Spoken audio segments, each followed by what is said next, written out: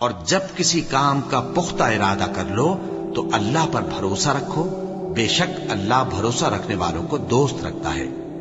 اگر اللہ تمہارا مددگار ہے تو تم پر کوئی غالب نہیں آ سکتا، اور اگر وہ تمہیں چھوڑ دے تو پھر کون ہے اس کے بعد تمہاری مدد کرے۔ جب تم یہ نماز تمام کر چکو تو کھڑے اور بیٹھے اور لیٹے ہر حالت میں اللہ کو یاد کرو۔ پھر جب تم مطمئن ہو جاؤ تو پورے آداب کے ساتھ نماز پڑھو۔ بے شک نماز کا مومنوں پر اوقات مقررہ میں ادا کرنا فرض ہے۔ مسلمانوں، نجات نہ تو تمہاری آرزوؤں پر ہے اور نہ اہل کتاب کی آرزوؤں پر۔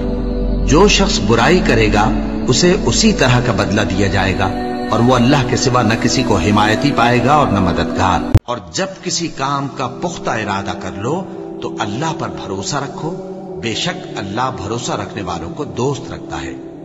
اگر اللہ تمہارا مددگار ہے تو تم پر کوئی غالب نہیں آ سکتا، اور اگر وہ تمہیں چھوڑ دے تو پھر کون ہے اس کے بعد تمہاری مدد کرے۔ جب تم یہ نماز تمام کر چکو تو کھڑے اور بیٹھے اور لیٹے ہر حالت میں اللہ کو یاد کرو۔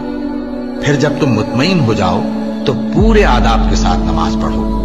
بے شک نماز کا مومنوں پر اوقات مقررہ میں ادا کرنا فرض ہے۔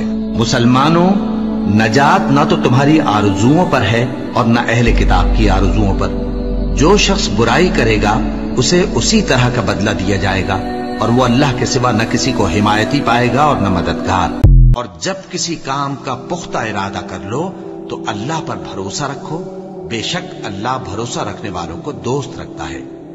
اگر اللہ تمہارا مددگار ہے تو تم پر کوئی غالب نہیں آ سکتا، اور اگر وہ تمہیں چھوڑ دے تو پھر کون ہے اس کے بعد تمہاری مدد کرے۔